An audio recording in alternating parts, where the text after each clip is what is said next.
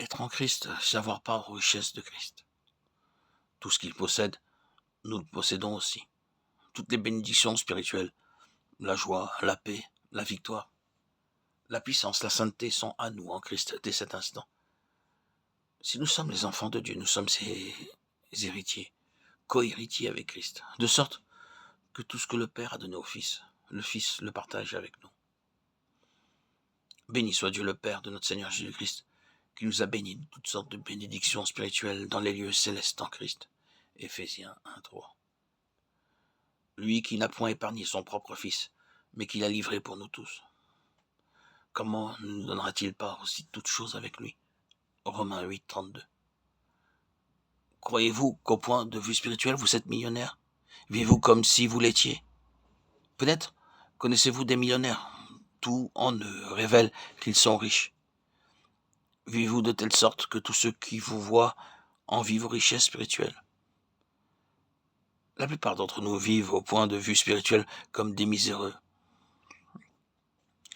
Quand le Saint-Esprit a créé dans les croyants une nature nouvelle, il a rendu possible une union vivante et organique entre le chrétien et Christ. Christ et le chrétien sont éternellement un. Qu'est-ce donc que d'être chrétien? C'est avoir en nous la présence réelle et la puissance de Christ glorifié. J'ai été crucifié avec Christ, et si je vis, ce n'est plus moi qui vis, mais c'est Christ qui vit en moi.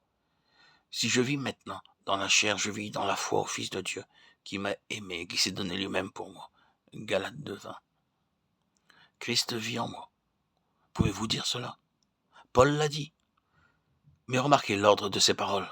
D'abord, j'ai été crucifié avec Christ, puis Christ vit en moi. C'est sur un trône dont le moi a été chassé que le Christ veut monter.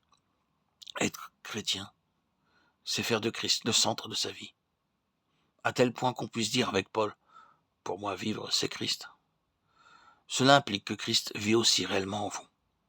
Là où vous êtes maintenant, qu'il a vécu, à Capharnaüm ou à Cana, en est-il ainsi pour vous?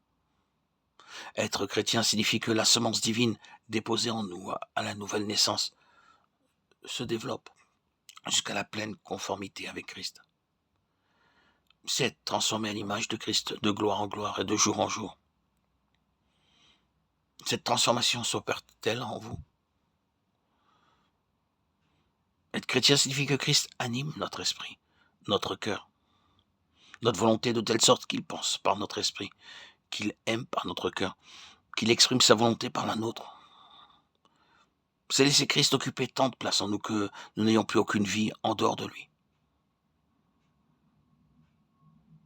Prend-il cette place en vous?